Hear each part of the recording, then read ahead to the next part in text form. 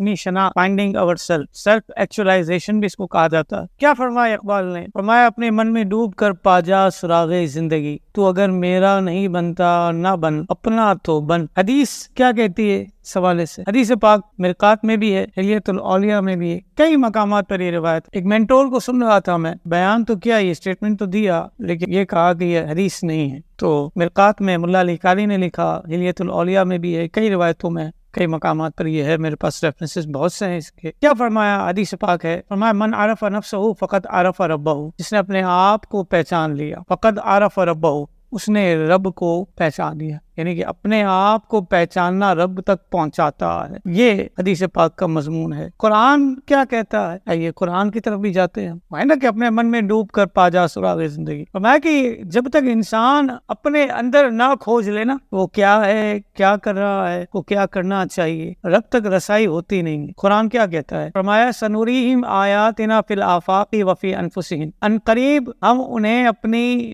نشانیاں دکھائیں گے. کہاں پر؟ فی الآفاق، دنیا میں. کیا نشانیاں دکھائیں رب نے؟ روزانہ سورج نکل رہا ہے، کتنا دور ہے ہم سے؟ 4000 برس کی راہ پر ہے سورج، اور اس وقت سورج کی کیا ہے؟ پیٹھ ہے. قیامت میں سورج کا منہ ہماری طرف ہوگا. تو فرمایا کہ یہ کائنات کا نظام دیکھ لیجئے، سورج دیکھ لیجئے، چاند دیکھ لیجئے، ستارے دیکھ لیجئے، پہاڑ گڑے ہوئے ہیں زمین پر، ان کو دیکھ لیجئے. یہ کیا ہے؟ یہ آفاق میں رب العالمین اپنی نشانیاں دکھا رہا ہے. کہیں زلزلہ آ رہا ہے، کہیں زلزلہ نہیں آ رہا، کہیں زمین ساکن ہے، کہیں زیادہ بارش ہو رہی. یہ کیا ہے؟ رب نے جو فرمایا سنوریہم آیاتنا فی الآفاق، ان قریب ہم انہیں اپنی نشانیاں دکھائیں گے آفاق میں، دنیا میں، کائنات میں. اور کہاں کا نشانیاں دکھائیں گے؟ فرمایا وفی انفسہم، ان کے اپنی جانوں میں بھی نشانیاں ہیں. 5 فٹ کا وجود، 6 فٹ کا وجود دیکھ لیا جائے تو قدرت کی نشانیاں نظر آتی ہیں. کس طرح؟ آپ آئیے، ہر سیکنڈ میں ہمارے خون کے 1 کروڑ سیلز مر جاتے ہیں، لیکن وہ مردہ خلیے، مردہ حالت جسم میں رہتے نہیں ہیں، بلکہ ہمارا جگر انہیں دوبارہ کارآمد بنا کر سرخ سیل میں تبدیل بھی کر دیتا ہے. وفی انفسہم فرمایا نا رب نے کہ نشانیاں تم نے دیکھنی ہے،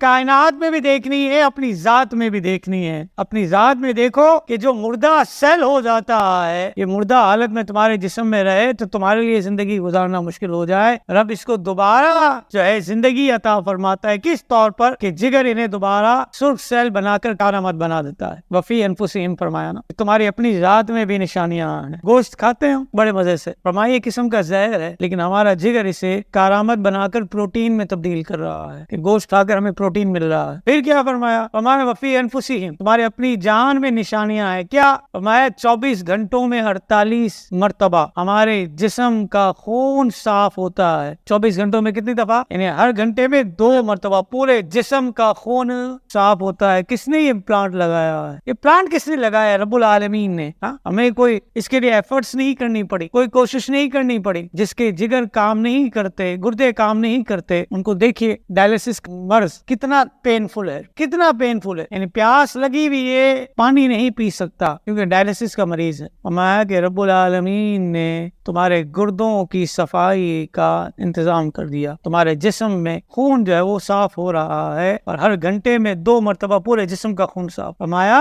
کہ ہم نے تمہیں نشانیاں دکھائیں آفاق میں، یعنی روئے کائنات میں، وفی انفسہم، اور تمہارے اپنی جانوں میں بھی نشانیاں دکھائیں. کیوں؟ فرمایا حتی یتبین لہم انہ الحق، یہاں تک کہ تم پر کھل جائے کہ بے شک وہ قرآن بھی حق ہے اور وہ صاحب قرآن بھی حق ہے جو رب کی طرف سے یہ قرآن لایا ہے. پھر کیا فرمایا؟ فرمایا اولم یکفی بربک انہ علی کل شیء شہید، کیا تمہارے رب کا ہر چیز پر گواہ ہونا کافی نہیں؟ یہ آفاق کی شناخت اور یہ من کی شناخت، یہ دونوں شناختیں آپ نے قرآن کی آیتوں سے سمجھی. من کی شناخت جس کو مل جائے نا، ابراہیم بن ادھم جیسا کوئی وہ جو نظام سلطنت کو ٹھوکر مارے اور دریا کے پاس بیٹھ کر اپنی گدری سی رہا ہو، ایک محبت کرنے والا آتا ہے اور کہتا ہے حضور کیا حالت بنائی ہے آپ نے اپنی، کہ آپ دریا کے کنارے بوسیدہ کپڑوں میں بیٹھے ہیں، گدری سی رہے ہیں. آپ نے وہ سوئی جس سے وہ گدری سی رہے تھے دریا میں ڈال دی اور مچھلیوں کو حکم دیا کہ میری سوئی لے کر آؤ. ہر مچھلی اپنے منہ میں سونے کی سوئی لاتی ہے. حکم کس کا ہے؟ ابراہیم بن ادھم کا. کون ہے ابراہیم بن ادھم؟ فرمایا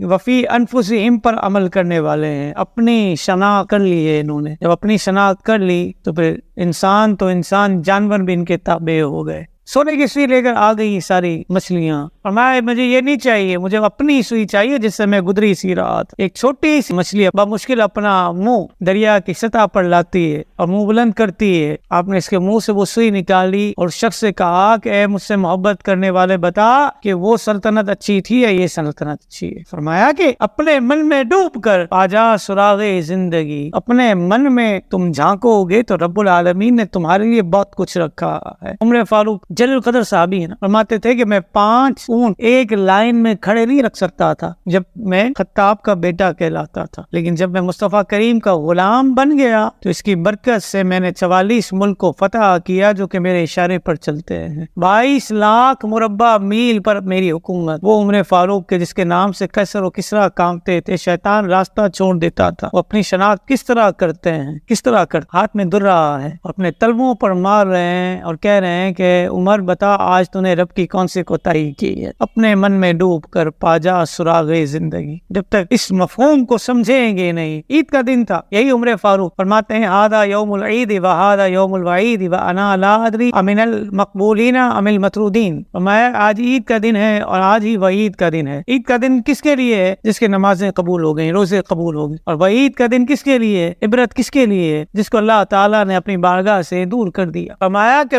وانا لا ادری، اور میں نہیں جانتا میں مقبولین میں سے ہوں یا رد کیا ہوا، مجھے پتا ہی نہیں۔ 44 ملک فتح کر لی، اتنے مربع میل پر آپ کی حکومت تھی، لیکن وہی رات کا وقت ہے، بھیس بدل کر رعایا کی خبر لے رہے ہیں۔ اپنے من میں ڈوب کر پاجا سراغ زندگی، جس نے اپنے من میں ڈوب کر اپنی شناخت کر لی تو پھر رب العالمین نے اس کو کائنات کا امام بنایا۔ دنیا کے تمام کامیاب انسان اپنے احتساب اور اپنے من میں اتر کر زندگی کی حقیقت اور حیثیت کو سمجھنے والے ہوئے ہیں۔ وہ باتیں جو انسان کی شناخت میں کارگر ثابت ہوتی ہیں وہ کیا کیا ہیں؟ جب ایک شخص خود اپنے آپ کو پہچاننے میں کامیاب ہوتا ہے، کن مراحل سے گزرتا ہے، کن مراحل سے گزر کر انسان اپنے من کو کھنگالنے میں کامیاب ہوتا ہے، اس میں کن کن باتوں کا ہونا ضروری ہے اور کیسے ان باتوں کو اپنے اندر تلاش کیا جائے، پھر اس کو نافذ بھی کیا جائے۔ لوگوں سے داد نہیں ملتی، معافی مشکل، کوئی مسئلہ نہیں، رب راضی ہونا چاہیے، رب راضی ہونا چاہیے، اور جس کا مطمع نظر رب کی رضا پر ہو تو پھر وہ کوششیں ایسی ہی کرتا ہے۔ ہم سب نے یہ غور کرنا ہے کہ خیر الناس من ينفع الناس، تم میں بہتر وہ ہے دوسروں کے لیے بہتر، اس صف میں خود کو شامل کرنا ہے۔ من کا چور پکڑے بغیر یہ ساری باتیں ممکن نہیں۔ من جو ہے نا بڑی چوریاں کرتا ہے، مجمع ہو آواز کچھ اور ہوتی ہے، تھوڑے لوگ ہوں تو پھر آواز کچھ اور ہوتی ہے۔ تو اگر یہ معاملہ ہے، مال پڑ رہا ہو تو آواز کچھ اور ہوتی ہے، مال نہ پڑتا ہو تو آواز کچھ اور ہوتی ہے۔ تو یہ من کا چور جب تک نہیں پکڑیں گے کیسے کام چلے گا؟ حدیث پاک سنیے، مسند امام احمد بن حنبل میں حدیث پاک، کیا حدیث پاک ہے؟ فرمایا اللہ تعالیٰ جس کے ساتھ بھلائی کا ارادہ فرمائے موت سے پہلے اسے اچھے کام کی توفیق دے دیتا ہے۔ حضور نے ایک اور موقع پر فرمایا کہ اللہ تعالیٰ جس کے ساتھ بھلائی کا ارادہ فرماتا ہے اسے اچھے اخلاق کا مالک کر دیتا ہے، اخلاق اس کے اچھے ہو جاتے، لوگوں سے تو طراق نہیں، لوگوں کے ساتھ مل جل کر پیار سے محبت سے۔ ایک حدیث پاک یہ بھی ہے حضور کی، صحیح بخاری میں حدیث پاک ہے، فرمایا کہ جس کے ساتھ اللہ بھلائی کا ارادہ فرماتا ہے اسے دین کی فقاہت عطا فرما دیتا ہے، دین کی سمجھ عطا فرما دیتا ہے۔ موت سے پہلے اچھے کام کی توفیق ملنا، اچھے اخلاق کا حامل ہو جانا، دین کی فقاہت ہو جانا، یہ ساری باتیں انسان کے لیے اپنے شناخت کے حوالے سے قابل قدر ہیں۔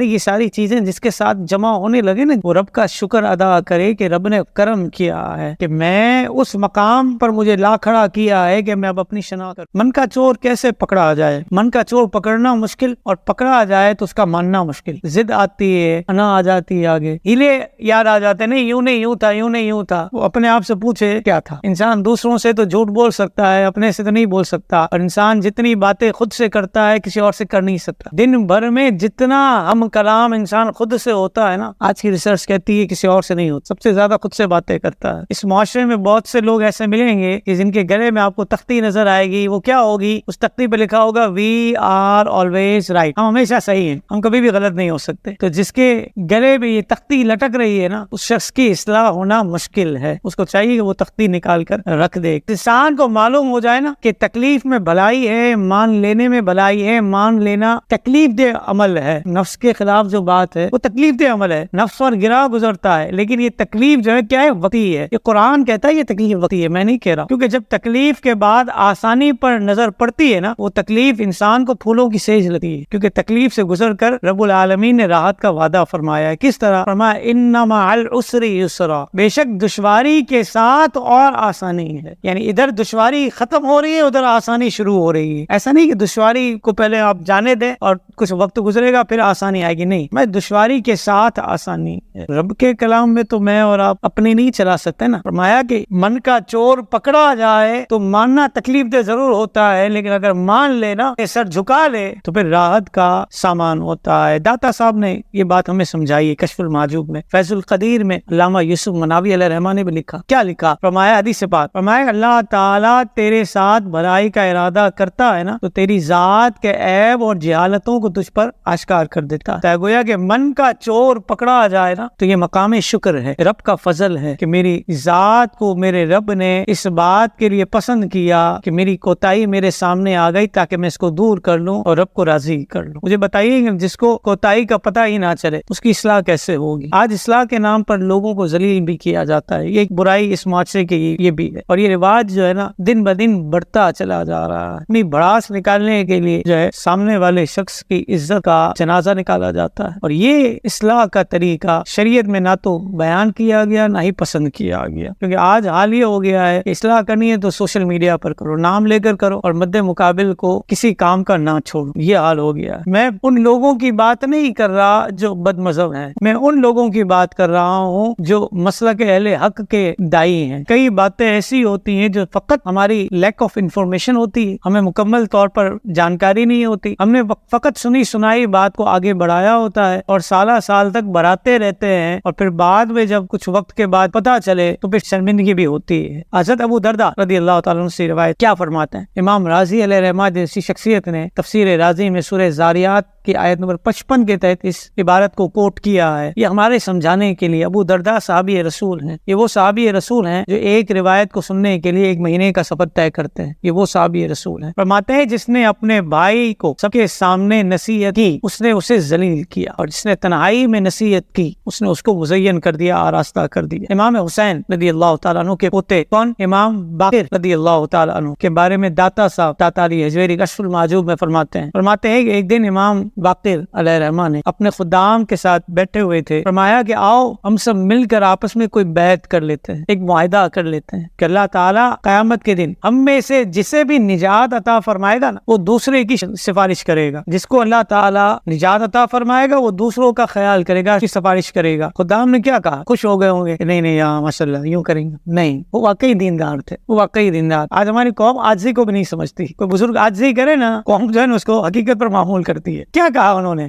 کہا کہ حضور آپ کو ہماری سفارش کی کیا ضرورت ہے؟ آپ کے نانا جان رحمت عالمیان صلی اللہ تعالی علیہ وآلہ وسلم اللہ عز و جل کے حکم سے تمام لوگوں کی سفارش کریں گے. شفاعت کبریٰ کا دروازہ تو مصطفیٰ کریم نے ہی کھولنا ہے نا. عسیٰ ان یبعثک ربک مقاما محمودا, یہ ندائیں ہوں گی. مصطفیٰ کریم جو ہے وہ سربہ سجود ہوں گے, اور یہ ندا ہوگی ارفع راسک یا محمد, محمد صلی اللہ علیہ وسلم سر انور اٹھائیے, جو کہیں گے دیا جائے گا, جو مانگیں گے بات سنی جائے گی, پوری کی جائے گی. اور میں آپ کے نانا جان کا تو یہ عالم ہے, آپ کو ہماری سفارش کی کیا ضرورت ہے؟ کیا فرمایا مجھے اپنے اعمال کی وجہ سے شرم آتی ہے کہ روز قیامت نانا جان کو کیا منہ دکھاؤں گا. کبھی میں نے اور آپ نے سوچا ہے کہ مجھے اپنے اعمال پر شرم آتی ہے کہ مصطفیٰ کریم کو قبر میں کیا منہ دکھاؤں گا؟ جو لوگ منفی پروپیگنڈا کر کے کسی کو خراب کرنے کی کوشش کرتے ہیں, کیا اللہ سے نہیں ڈر لگتا ہوں؟ کبھی یہ سوچ آتی نہیں کہ میں نے ایک طرف کی بات سن کر جو ہے کسی کا نقصان کر دیا, میری زبان چل گئی. اگر واقعی ایسا نہ ہوا تو ون وے ٹریفک تو نہیں چلتی نا. ون وے ٹریفک چلانا تو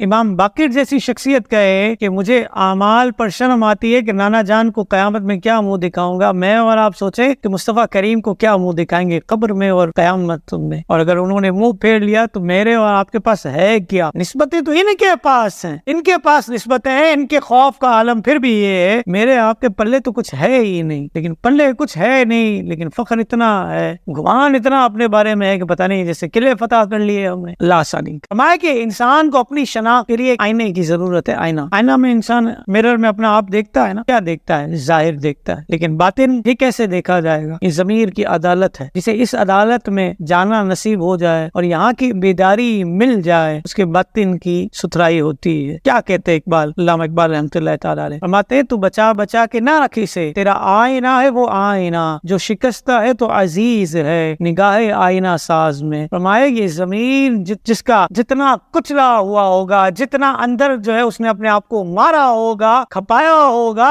رب کی بارگاہ میں اپنے آپ کو مستحکم کرنے کے لیے آوزاری کی ہوگی، فرمایا یہ جتنا شکستہ ہوگا رب کی بارگاہ میں اتنا قیمتی ہے۔ انسان اپنے ضمیر کو ٹٹولے، اپنے آپ کو ٹٹولے، مصیبتوں میں پریشانیوں میں جو گرا ہوا ہوتا ہے رب کی بارگاہ میں قریب ہوتا ہے، کیونکہ اس کے دل سے جو آگ نکل رہی ہوتی ہے نا، اس کے دل کی جو کیفیت ہوتی ہے وہ کچھ اور ہوتی ہے۔ ابو بکر بن عبد الرحمن بن حارث بن ہشام رضی اللہ تعالیٰ عنہ سے مروی ہے، نجاشی بادشاہ کا دربار تھا، کون گیا تھا وہاں پر تبلیغ کے لیے؟ حضرت جعفر رضی اللہ تعالیٰ عنہ، وہ گئے تھے، انہوں نے نصارہ کو سب کو بلا لیا، آپ سے کیا کہا کہ آپ قرآن سنائیں۔ ہم قرآن سنتے ہیں لیکن اس قرآن کو سننے کے بعد ہمارے دل کی طہارت کتنی ہوتی ہے، من کی طہارت کتنی ہوتی ہے، غور کیجئے گا اس روایت کو سن کر۔ فرمایا کہ حضرت جعفر سے کہا گیا کہ قرآن سنائیں، انہوں نے سورہ مریم کی تلاوت شروع کی، جسے سن کر یہ لوگ رونے لگے اور حضور پر یہ قرآن کی آیت نازل ہوئی، کیا ترى اعینہم تفیض من الدمع مما عرفوا من الحق، ان لوگوں کو دیکھو ان کی آنکھوں سے آنسو ابل رہے ہیں اس لیے کہ وہ حق پہچان گئے ہیں۔ کیا میں اور آپ حق نہیں پہچانے ابھی تک؟ ہم سب اپنی زندگی کا محاسبہ کریں، اپنے من کو تھوڑا ٹٹولیں۔ بائی برتھ ہم مسلمان ہیں، نماز بھی پڑھتے ہیں، قرآن بھی پڑھتے ہیں، رمضان کے مہینے میں قرآن زیادہ پڑھا جاتا ہے۔ کتنی دفعہ ایسا ہوا کہ قرآن پڑھ کر ہمارا دل پسیج گیا ہو، کتنی دفعہ ایسا ہوا کہ ہمیں رونا آ گیا ہو، کتنی دفعہ ایسا ہوا کہ ہماری آنکھیں کم از کم نم ہو گئی ہوں، یار یہ رب کا کلام ہے اور اس رب کے کلام کو میں پڑھ رہا ہوں، میں کسی اور سے بات نہیں کر رہا ہوں، میرا مخاطب میرا رب ہے جو اس کائنات کو چلا رہا، جو میرے وجود کو زندہ رکھے ہوئے ہے، میں اس کا کلام پڑھ رہا ہوں۔ مجھے بتائیے کہ اس کلام کو پڑھ کر کتنی دفعہ ہمیں رونا آیا۔ ٹوٹے ہوئے دل جو ہے نا یہ رب کی بارگاہ میں قبول ہوتے ہیں، ٹوٹے ہوئے دل۔ باطن کی طہارت ٹوٹے ہوئے دلوں سے ہوتی ہے، جو دل کا بے پرواہ ہو جائے، جسے نفس کی طہارت کا خیال نہ رہے، دل کی ویرانی کیسے دور ہوگی؟ اور جب دل ویران ہو گیا تو پھر شناخت کیسے شناخت؟ جو شکر گزار بندہ ہوتا ہے نا وہ گرو کرتا ہے، وہ آگے بڑھتا ہے۔ میں سمجھاؤں آپ، اپنے نفس کو پیچھے چھوڑ کر اپنے مقصد کو جو شخص آگے رکھ لے نا، میرا مقصد یہ ہے، اس مقصد کو لے کر چلے تو گرو کرے گا، آگے بڑھے گا، کیونکہ مخلوق کو راضی کرنے سے بھی رب راضی ہوتا ہے۔ مسکرانا صدقہ ہے، آپ مسکرائیں گے سامنے والا دیکھ کر آپ کو مسکرائے گا، مسلمان کا دل خوش ہوگا۔ مسلمان کے دل میں خوشی داخل کرنا یہ بھی نیکی، گویا کہ آپ نے کسی مسلمان کو راضی کیا۔ ایک جگہ ٹریننگ چل رہی تھی، آپ کو کچھ سمجھا دوں، پھر ابو ہریرہ کی حدیث پاک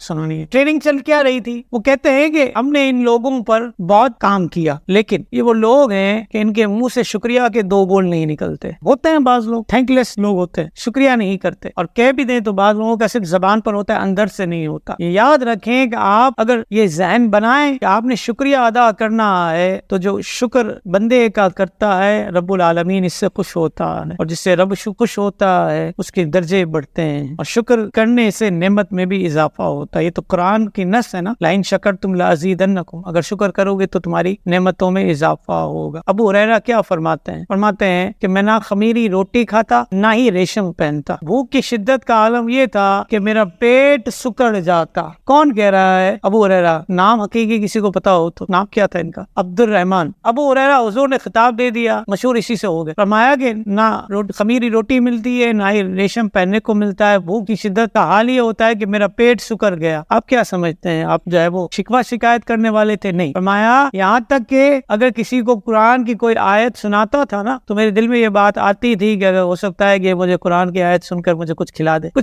اصحاب صفا کا بھی ذکر ہے نا، اصحاب صفا کا بھی قرآن میں ذکر ہے نا، لا یسألون الناس الحافا، خود قرآن کہتا ہے۔ فرمایا کہ وہ لوگ ہیں کہ جو گر گرا کر مانگتے نہیں ہیں، یہاں تو ہر نماز نہیں تو دن میں ایک دو دفعہ یا تو ہو ہی جاتا ہے، سلام پھر ادھر کوئی نہ کوئی کھڑا ہو جاتا ہے۔ حالانکہ شرعی مسئلہ یہ ہے کہ اپنی ذات کے لیے مانگ نہیں سکتے مسجد، باہر تشریف لے جائیں، یہ اعلان بھی کیا جاتا ہے، لیکن جس کو سمجھ میں آ جائے اس کو سمجھ میں آ جائے۔ اور یہاں کیا ہے؟ فرمایا قرآن سے پوچھتے تھے، میں قرآن سناتا تھا، دل میں یہ بات آتی تھی کہ اگر مجھے کچھ کھلا دے گا۔ پھر خود ہی فرماتے ہیں کہ مسکینوں پر سب سے زیادہ خیر خواہی کرنے والے حضرت جعفر تھے رضی اللہ تعالیٰ عنہ، جعفر بن ابی طالب۔ وہ ہمیں اپنے ساتھ بھی لے جاتے، ان کے گھر میں جو کھانا ہوتا وہ ہمیں کھلاتے۔ یہ کون کہہ رہا ہے؟ ابو ہریرہ۔ یہ یاد رکھیے گا، ہمیں کھانا کھلاتے۔ بسا اوقات ایسا ہوتا کہ ان کے گھر تو لے جاتے اپنے، لیکن ان کے گھر میں بھی کچھ ہوتا نہیں، تو پھر کیا کرتے؟ کہتے ہیں گھی گھی کا جو ہے برتن ہمارے آگے کر دیتے, ہم اس کو چاٹ چاٹ کر اپنی جو ہے وہ بھوک مٹا لیتے. سب سے زیادہ حدیثیں دی ہیں ابو ہریرہ نے, سب سے زیادہ حدیثیں روایت کرنے والے یہ صحابی ہیں جن سے میرے نبی کا فرمان سب سے زیادہ ہمیں ملا ہے. وہ کہتے ہیں کہ بھوک کی وجہ سے میرا پیٹ سکڑ جاتا ہے, اور آج ہم اپنے نفس کا محاسبہ کریں, اپنے آپ کو دیکھے کھنگالے, تو ہم اس محفل میں جانے کے لیے تیار نہیں جس کے پیچھے بریانی نہ ہو. یہ حال ہو گیا نا ہمارا, کس حد تک جو ہے وہ پستی میں گر گئے. ہمیں کوئی دین کی بات کارگر ہوتی نہیں ہے, اثر نہیں کرتی. وجہ کیا ہے کہ ہمارا دل جو ہے گناہ کر کر کے اتنا سیاہ ہو چکا کہ اب کوئی اچھی بات سوچتی نہیں. انہیں ایک روایت میں نا کہ ایک گناہ کرتا ہے بندہ تو دل پر ایک سیاہ نقطہ لگتا ہے, دوسرا کرتا ہے دوسرا نقطہ لگتا ہے, تو یہاں تو پورے کے پورے دل ہی سیاہ ہو چکے ہیں. اب اس کی طہارت کے لیے کیا کیا جائے؟ مصطفیٰ کریم نے فرمایا کہ موت کو کثرت سے یاد کرو. آپ کو پتا ہے کہ قبر ہمیں روزانہ پکارتی ہے. میں اور آپ قبر کو یاد کریں نہ کریں, قبر ہمیں ضرور یاد کرتی ہے. کیا کہتی ہے؟ وہ کہتی ہے میں اندھیرے کا گھر ہوں, میں کیڑے مکوڑے کا گھر ہوں, میں وحشت اور دہشت کا گھر ہوں, لیکن جس کے لیے مجھے رب چاہے میں اس کے لیے کشادہ بھی ہو جاتی ہوں, رونق والی بھی ہو جاتی ہوں. حضور نے فرمایا قبر کو یاد کرنے سے دل کا زنگ جو ہے میل جو ہے دھلتا ہے. دوسری کیا کرنی ہے بات فرمایا؟ دوسرا یہ ہے کہ قرآن کی تلاوت کرنے سے بھی دل کا زنگ اور میل دھلتا ہے. ان دونوں باتوں میں آج مسلمان بہت پیچھے ہے, اور اتنا پیچھے ہے کہ کاش کے کچھ آگے آ جائے. سمجھانا کیا ہے کہ انسان اگر مقصد والی زندگی اپنا لے, اپنے مقصد کو پہنچنے کے لیے بہت سی چیزیں چھوڑ دے گا, کیونکہ اس کا مطمع نظر جو ہے, اس کا ٹارگٹ جو ہے اس کو اچیو کرنا ہے, اور جس نے ٹارگٹ اچیو کرنا ہے اس کو اس نے فوکس کیا ہوا ہے, تو اس تک پہنچنے کے لیے وہ کوشش کرے گا. ہم چونکہ تھینک لیس لوگ ہیں نا, میں نے کہا نا کہ ہم شکریہ ادا نہیں کرتے, ادا کرنا آتا ہی نہیں, حالانکہ اس سے بڑے کام بن جاتے ہیں. آپ کسی سے کوئی فیور لیتے ہیں نا, آپ اس کا دل کے ساتھ شکریہ ادا کریں, واقعی دل سے شکریہ ادا کریں. تھینک یو کا ورڈ فقط زبانی کلام میں نہیں, دل کے ساتھ کریں. آپ دیکھیں آپ کے اس کے ساتھ ریلیشن مزید مضبوط, آپ کے ریلیشن مضبوط ہوں گے, آپ آگے کے لیے اس کے ساتھ جڑ کر کچھ کام کر سکتے ہیں. سامنے والا بندہ ہو سکتا ہے آپ کا گرویدہ ہو جائے. ہمیں دو باتیں بڑوں سے سیکھنے کو ملی. کیا فرمایا کہ یا تو کسی کو اپنا بنا لو تو بھی کام وہ چل جائے گا, یا کسی کے بن جاؤ تو بھی کام چل. تیسری چیز نہیں کرنا. یا تو بنا لو کسی کو اپنا اگر اتنے گٹس ہیں تمہارے اندر, یا کسی کے ہو جاؤ, اس کے بن جاؤ. دونوں صورتوں میں فوائد ملیں گے. لیکن خرابی اتنی ہے کہ بسا اوقات بچہ جو ہے باپ کے لیے کہتا ہے ابا نے ہمارے لیے کون سا کمال کیا. سارے باپ ایسے کرتے ہیں, بچوں کو پالنا, ان کو سہولیات دینا, یہ تو ان کی ذمہ داری تھی نا. کمال کون سا کیا ہے؟ یہ آج کے بچے بولتے ہیں, یہ میرے کانوں سے سنی ہوئی باتیں ہیں, کہ جو اپنے والدین کے بھی تھینک لیس ہیں, ان کے لیے بھی شکر کی بات نہیں کرتے, تو پھر بتائیے کیا کریں گے. حالانکہ وہ باپ دن بھر کی تگ و دو کے بعد ان بچوں کو پالنے کے لیے, ان کا پیٹ بھرنے کے لیے, ان کو چھت فراہم کرنے کے لیے کہاں کیا مغزماریاں کرتا ہے. لیکن اولادیں آج یہ سمجھتی ہیں. احسان کو بعض لوگ اپنا حق سمجھتے ہیں اور ناقدری کرتے ہیں. یہ دنیا کی سب سے قیمتی ترین چیز جو آپ دوسروں کو دیتے ہیں وہ کیا ہے؟ وقت. مال آپ کما سکتے ہیں دوبارہ, وسائل آپ کو دستیاب ہو سکتے ہیں, لیکن جو وقت گزر گیا نا وہ نہیں. یہ چوتھے سال کے طلبہ بیٹھے ہوئے ہیں, یہ جو وقت 4 سال انہوں نے گزار لیا نا, یہ زندگی میں دوبارہ نہیں آئے. یہ مجھے 2 دن پہلے ہی کہہ رہے تھے, میرے گھر میں مجھے میرے بڑے بھائی نے کہا کہ یار تم نے 4 سال گزار لیے, دن بھر کام کرتا ہے اور شام کو جو ہے رات کو پڑھنے کے لیے جاتا ہے. واقعی ایک سعادت کی بات ہے یار, کہ جو دن بھر کام کرے, آفس میں جتا رہے, اور پھر رات کے 9 بجے تو بیگ لے کر جو ہے وہ بچوں کی طرح رضا کا رخ کر لے اور آ کر پڑھ لے. یہ سعادت کی بات ہے واقعی, جس کو یہ سعادت مل جائے. کیونکہ دنیا کے لیے تو بہت کچھ ہم کر ہی لیتے ہیں, دنیا کے لیے تو ساری مغزماریاں کرتے ہیں, بھاگ دوڑ کرتے ہیں, سب کچھ کرتے ہیں. نہیں کرتے تو دین سمجھ میں نہیں آتا, دین کے لیے کرنے کے لیے تیار نہیں ہے. تو یہ وقت جو ہے اتنی قیمتی چیز ہے کہ اگر یہ چلا جائے تو واپس نہیں آتا. حالانکہ مال واپس آ سکتا ہے, وسائل دستیاب ہو سکتے ہیں, لیکن اس کو جو ہے دوبارہ لا نہیں سکتے. اور جو اس کی ناقدری کرے تو وہ واقعی ناقدرہ شخص, اور پھر وہ اگر آپ کے ساتھ اٹیچ ہے تو پھر وہ آپ کا بھی مخلص نہیں ہے, جس نے آپ کی شفقت کو سمجھا نہیں, اور بجائے اس کے کہ اس شفقت کو سمجھ کر مہربانی اور شکریہ کے چند الفاظ کہتا, بلکہ وہ یہ سمجھتا ہے کہ میں ڈیزرو کرتا تھا کہ استاد مجھ پر جو ہے اتنا وقت لگائے. تو یہ واقعی ناسمجھی والی بات ہے. ہمارا تو واقعی کوئی کام نہیں ہے, ہم نے کیا کرنا ہے, صبح بھی دن کا کام کرنا ہے, دوپہر میں بھی کرنا ہے, شام میں بھی کرنا ہے, رات کو بھی پڑھانا ہے. بڑی بڑی کتابیں, موٹی کتابیں پڑھانے کے لیے پہلے خود بھی دیکھنا پڑتا ہے تاکہ کہیں رانگ نمبر نہ لگ جائے. تو اتنی محنتیں ہیں کس لیے ہیں؟ قبر کی تیاری کے لیے. کسی سے کوئی دنیاوی لالچ نہیں, اللہ کے فضل سے. اساتذہ بھی بے لوس ہو کر خدمت کر رہے ہیں, اور طلبہ جو پڑھنے والے ہیں وہ بھی بے لوس پڑھ رہے ہیں. اللہ تعالیٰ سب کو برکت عطا فرمائے. حضور نے کیا فرمایا؟ فرمایا علم سیکھو, اور علم کے لیے ادب اور احترام سیکھ. ادب اور احترام ہوگا تو علم آئے گا. جس میں ادب نکل گیا نا, فرمایا علم نہیں آتا. جس استاد نے تجھے علم سکھایا اس کے سامنے عاجزی اور انکساری اختیار کرو. اعلیٰ حضرت علیہ رحمہ سے پوچھا گیا کہ استاد استاد کا ادب کیا ہے، اس کے حق کیا ہیں. اب دیکھ لیے اعلیٰ حضرت کو سب پڑھتے ہیں نا، اعلیٰ حضرت کو مانتے ہیں. اعلیٰ حضرت کو نہیں مانیں گے تو اپنے مدرسے کی عمارتیں کیسے بلند ہوں گی، مساجد کیسے بنائیں گے ہم، کیونکہ اعلیٰ حضرت ہی تو بنیاد ہے نا ہمارے لیے. اعلیٰ حضرت کے نام پر جو ہے ہم اپنے آپ کو کیش کرواتے ہیں، دین کا کام کرتے ہیں. اپنے آپ سے کیا مراد ہے، دین کا کام کرتے ہیں. اعلیٰ حضرت نے کیا فرمایا؟ اعلیٰ حضرت علیہ الرحمہ سے پوچھا گیا کہ استاد کے حقوق کیا ہیں. اعلیٰ حضرت علیہ الرحمہ نے مستد امام احمد بن حنبل، ہندیہ، غرائب اور تاتار خانیہ کی کتابوں کے حوالے سے جو بات کی، فرمایا استاد کے حقوق کو والدین اور تمام مسلمانوں کے حقوق پر مقدم رکھے. یعنی استاد کا حق والدین سے بھی زیادہ، تمام مسلمانوں سے زیادہ. چنانچہ استاد کا ہر طرح سے ادب اور احترام کرے، اس سے آگے نہ چلے، اس کے بیٹھنے کی جگہ پر نہ بیٹھے، اس سے بات چیت کرنے میں پہل نہ کرے، چاہے استاد نے ایک ہی حرف پڑھایا ہے پھر بھی ادب کرے. ہاں البتہ جب کسی ایسے کام کرنے کا حکم دے جو شریعت کے خلاف ہے تو پھر استاد کی بات نہیں مانی جائے، کیونکہ حدیث پاک ہے اللہ تعالیٰ کی نافرمانی میں کسی اور کی اطاعت نہیں ہو سکتے. عبداللہ بن مبارک نے بڑا قیمتی نقطہ دیا ہمیں، رسائل کشیریہ میں لکھا ہوا ہے. فرمایا ہمیں زیادہ علم کے مقابلے میں تھوڑے ادب کی زیادہ ضرورت ہے. زیادہ علم کے مقابلے میں تھوڑے ادب کی زیادہ ضرورت ہے. یعنی ادب پر فوکس کر لیں. علم اگر تھوڑا بہت کم ہے تو چل جائے گا، لیکن جو ادب کے معاملے میں جو ہے وہ سلپ ہو جاتا ہے تو پھر اس کو غور کرنا چاہیے کہ وہ اچھا کام نہیں کرے گا. حدیث پاک ہے قیامت کے دن سب سے زیادہ عذاب اس عالم کو ہوگا جسے اللہ نے اس کے علم سے نفع نہیں دیا. علم حاصل کرے لیکن اس سے فائدہ بھی اٹھائے اور دوسروں کو بھی پہنچائے. ایک حدیث پاک میں ایک جس شخص کے پاس علم زیادہ ہو، ہدایت زیادہ نہ ہو، وہ اللہ تعالیٰ سے دور ہو جاتا ہے. اپنی شناخت کے لیے ایک اور چیز بھی ذہن میں رکھنی پڑے گی کہ انسان جو ہے اپنی اقدار کو دیکھ لے، جس کو کور ویلیوز کہا جاتا ہے. کور ویلیوز، ہر ادارے کی کچھ ویلیوز ہوتے ہیں، کور ویلیوز ہوتے ہیں. ہر خاندان کی ویلیوز ہوتی ہیں. کسی خاندان میں کیا رواج ہوتا ہے، کسی خاندان میں کیا رواج ہوتا ہے، کسی میں کیا چیز چل رہی ہوتی، کہاں کون سی چیز چل رہی ہوتی. اسی طرح اداروں میں بھی کہیں کیا چل رہا ہوتا ہے، کہیں کیا چل رہا ہوتا ہے. انسان وہی اچھا ہے جو ان اقدار کو پیش نظر رکھے اور اس کے مطابق اپنے آپ کو چلائے. اگر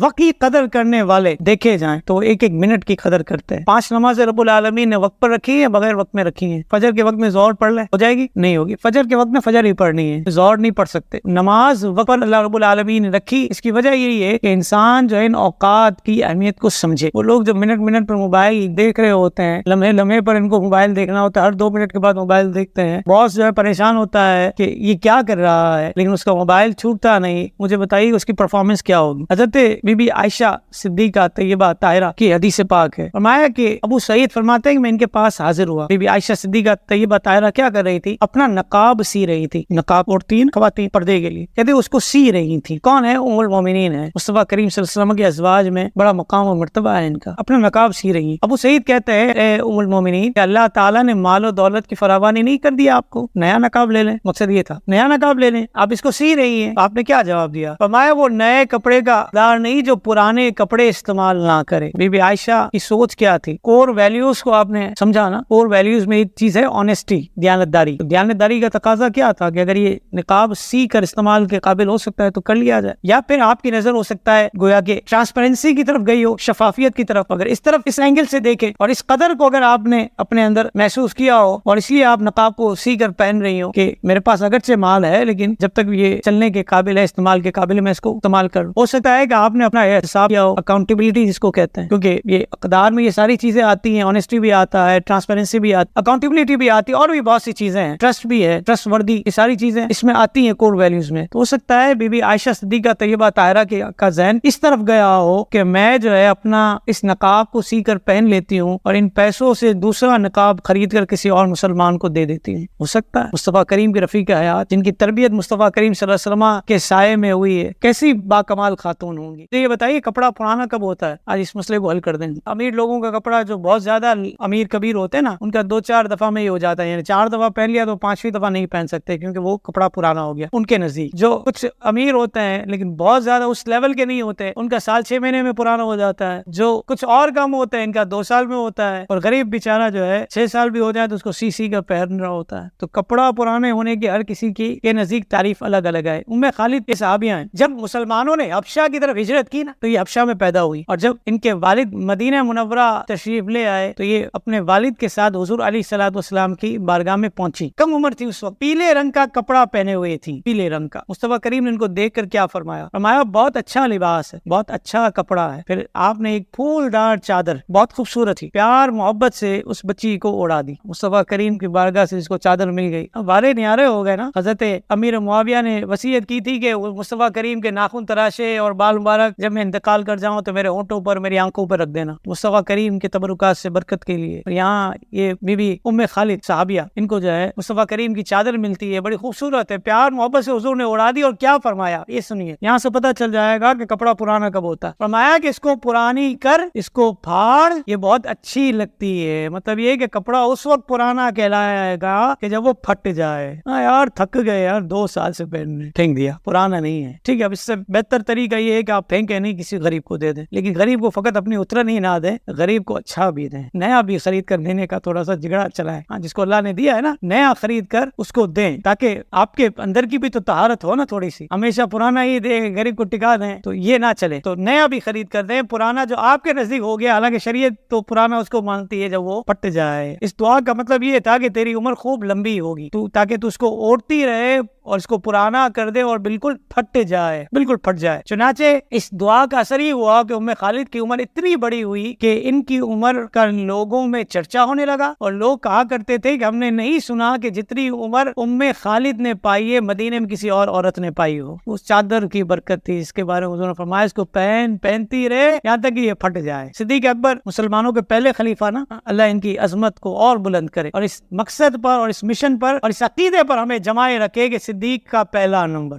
صدیق اکبر سب سے پہلے خلیفہ ہے, کوئی دو رائے امت مسلمہ کی. جو دوسرا رستہ نکالتا ہے اس کو چھوڑ دو. عقیدہ سنیوں کا یہ ہے. فرمایا صدیق اکبر کے لیے موسم گرما اور سرما کا لباس مقرر ہوا, لیکن اس طرح کہ جب پھٹ جائے تو واپس دے کر اس کی عوض دوسرا نیا لے, یعنی بیت المال کو وہ پرانا لباس واپس کریں اور اس کی جگہ نیا لیں. کب؟ جب وہ پھٹ جائے. کس کے لیے بات ہو رہی ہے؟ مسلمانوں کے خلیفہ کے لیے. میں نے کہا نا ہمارے 2 سال ہو جائے تو لوگ یار تھک گئے پہن کر. پہننا چاہیے جب تک وہ پہننے کے قابل ہے, پہن لیں, تاکہ رب کی بارگاہ میں منہ تو دکھانا ہے نا. ہم رستے تو کچھ نہ کچھ نکال لیتے ہیں, لیکن رب تو اندر جانتا ہے نا. اپنا محاسبہ کب ہوگا؟ تو اسی صورت میں ہوگا جب ہم اس طور پر کریں گے. جو خود کو نہیں بدل سکتا نا, وہ دنیا کو بھی نہیں بدل سکتا. آپ کی صبح کے وقت میں ہونی چاہیے. دن کا آغاز ہو, آپ اپنے آپ کو ایک ٹاسک دے اور اس میں کوشش کرتے رہیں. جو شخص دن کے وقت میں اپنے آپ کو مستحکم کر لیتا ہے تو باقی دن میں بھی اس کا کام بنتا رہتا ہے. آپ کا ہر دن ایک نئے عزم کے ساتھ نمودار ہونا چاہیے. آپ کی ہر صبح ایک نئے کام کی لگن کے ساتھ, اور ہر رات آنے والی صبح کے لیے ایک کامیابی کی نئی نوید لے کر آئے. لیکن یہ کب ہوگا؟ جب آپ اپنے آپ کو اس طور پر مستحکم کریں گے. یہی خود کو بدلنے کا طریقہ ہے. یہی ہے کہ اپنے من کو جان لے, خود شناسی کرے, اپنی شناخت کرے. جو انسان دنیا میں بلندی پر جانا چاہے اس کو یہ فارمولا اپنانا پڑے. کیونکہ نام یہ عہدے سے بڑا رواج ہو گیا ہے, کوئی یونیک نام تلاش کرتے ہیں, اس کے لیے علماء سے رجوع کرتے ہیں اور علماء کو ایک خیرت سے دیتے ناموں کی, ہو کہتے ہیں کوئی یونیک نام تلاش کیا ہے. تو نام کیسے رکھنا چاہیے, مطلب کیا سوچ ہونی نہیں چاہیے؟ واقعی آپ نے جو ہے نا ہمارے کہتے ہیں نا درد دل اور ہماری دل جوئی فرمائی یہ سوال کر کے. واقعی حال بہت برا ہے. اتنی بڑی فہرست آ جاتی ہے ہمارے پاس, واٹس ایپ پر آ جائے گی, فہرست آ جائے گی, یہ نام بتا دیں. اچھا بسا اوقات نام کا کوئی سر پر ہوتا ہی نہیں. عربی لغت میں دیکھیں تو بھی نہ ملے, اردو لغت میں دیکھیں تو بھی نہ ملے, کوئی سر پیر ہی نہیں ہوتا.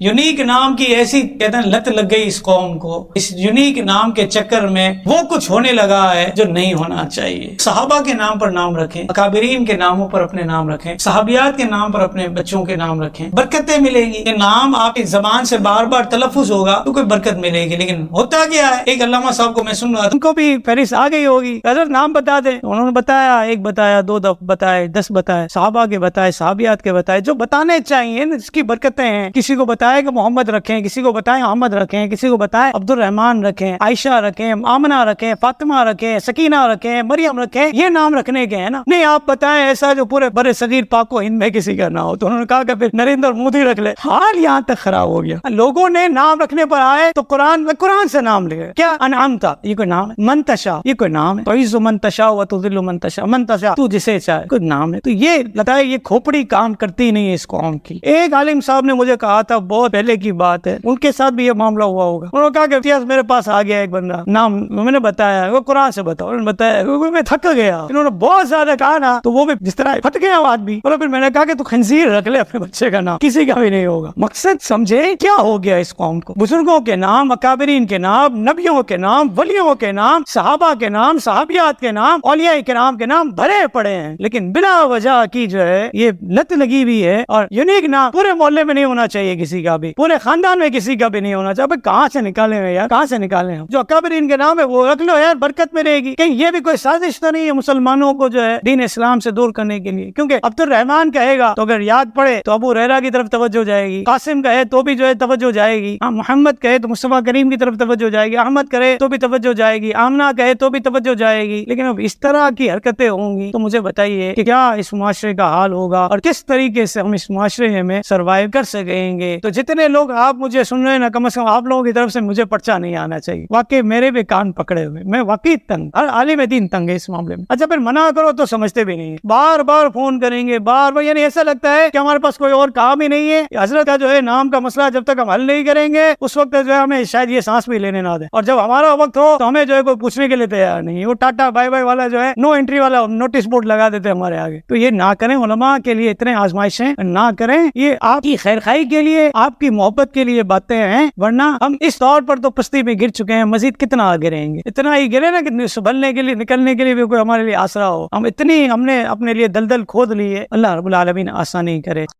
مزید اسلامک اور معلوماتی ویڈیوز دیکھنے کے لیے لائک، شیئر اینڈ سبسکرائب کے بٹن کو پریس کرنا ہرگز نہ بھولیں۔